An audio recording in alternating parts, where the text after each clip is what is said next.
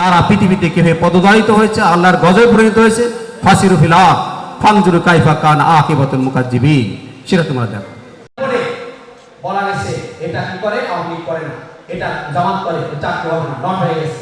এটাকে ব্যবহার করে সম্পর্কে জ্ঞান রাখেন তারা নিশ্চয়ই জানেন যে কোনো শব্দের আগে যদি আলিফ লাম ব্যবহার হয় তার অর্থ কিছুটা সীমিত হয়ে যায়, আর আলিফ লাম ব্যবহার না হলে তার ব্যাপকতা বৃদ্ধি পায়। যখন আল্লাহ কেন আলিফ লাম ব্যবহার করেননি, তার অর্থ দাঁড়াচ্ছে এটাই, গোটা পৃথিবীর মানুষ যে পেশা, যে মতে, যে বর্ণের, যে ভাষা, যে ভূখণ্ডে, যেখানেই হোক না কেন, তার চলার জন্য যে আদর্শের দরকার, যে চলার পথের দরকার, সকল পথ, সমগ্র পথ মুহাম্মদ রাসূলুল্লাহ সাল্লাল্লাহু আলাইহি সাল্লামের জীবনের ভিতরে আল্লাহ রাব্বুল আলামিন দিয়ে দিয়েছেন।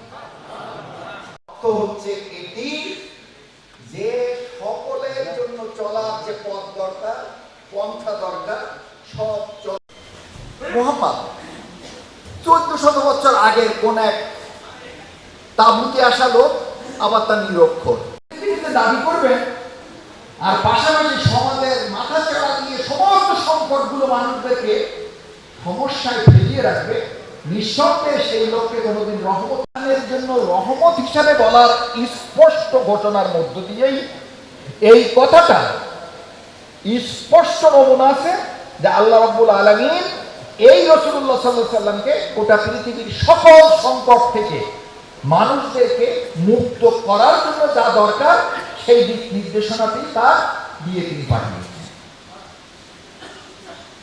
দ্বিতীয় যে কথাটি, যেটি নিয়ে আমি আমার আলোচনা শুরু করতেছিলাম,